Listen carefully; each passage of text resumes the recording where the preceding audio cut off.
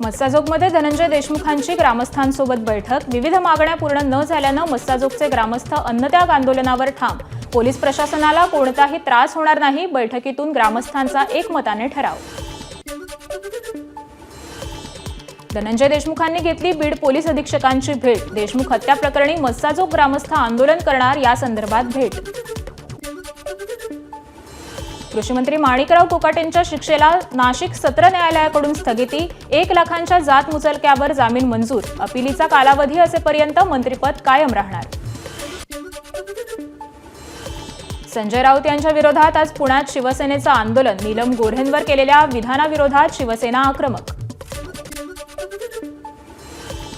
परभणीत युवक काँग्रेसचे जिल्हाध्यक्ष अभय कुंडगीर आणि काँग्रेस पदाधिकारी भाजपमध्ये। भाजप नेत्या मेघना बोर्डीकर यांच्या उपस्थितीमध्ये पक्षप्रवेश। मढी यात्रेत मुस्लिम व्यापाऱ्यांना बंदी प्रकरण। त्यांनी धर्माने बंदी आणलेली नाही, जे लोक नियम पाळत नाहीत त्यांच्यावर बंदी आणली। मुख्यमंत्री फडणवीसांचं स्पष्टीकरण। अहिल्यानगरच्या मढी यात्रेत मुस्लिम व्यापाऱ्यांना बंदी घालण्याचा ठराव। वंचितांचा अहिल्यानगर जिल्हाधिकारी कार्यालयासमोर निषेध। ठराव रद्द करण्याबाबत दिलं निवेदन।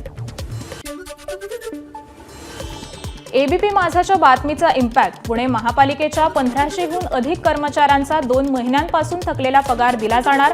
महापालिकेच्या लेखा आणि वित्त विभागाच्या चुकीमुळे महापालिकेला 45 कोटी रुपयांच्या दंडामुळे पगार थकीत होते। काँग्रेस प्रदेशाध्यक्ष हर्षवर्धन सपकाळ यांच्या आदेशानंतर राज्यभरात काँग्रेस आंदोलन करणार। सोयाबीन शेतमालाला भाव आणि शेतकऱ्यांच्या इतर प्रश्नांसाठी 3 मार्चला ग्रामीण भागात तर 4 मार्चला शहरी भागात आंदोलन होणार।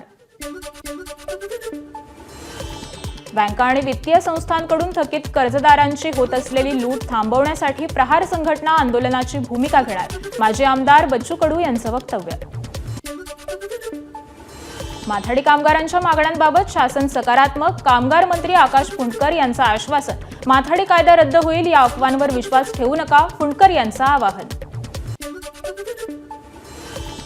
गोंदिया आमगाव मार्गावरील किंडंगीपार नाल्यावरील पूल जीर्ण। नागरिकांचा जीव मुठीत घेऊन प्रवास। तात्काळ पुलाचं बांधकाम करा, अन्यथा तीव्र आंदोलन करणार। स्थानिकांचा प्रशासनाला इशारा। हमीभावाने तूर खरेदीसाठी ऑनलाईन नोंदणीला शेतकऱ्यांचा अल्प प्रतिसाद। बाजारात हमीभावाच्या आसपास तुरीला दर असल्याचा परिणाम। 22 तारखेला अंतिम मुदत संपली, अद्याप तूर विक्रीसाठी शेतकरी फिरकलाही नाही। अकोला जिल्ह्यात लावली 700 सफरचंदाची झाडं। एदलापूर गावात सफरचंद लागवडीचा धाडसी प्रयोग।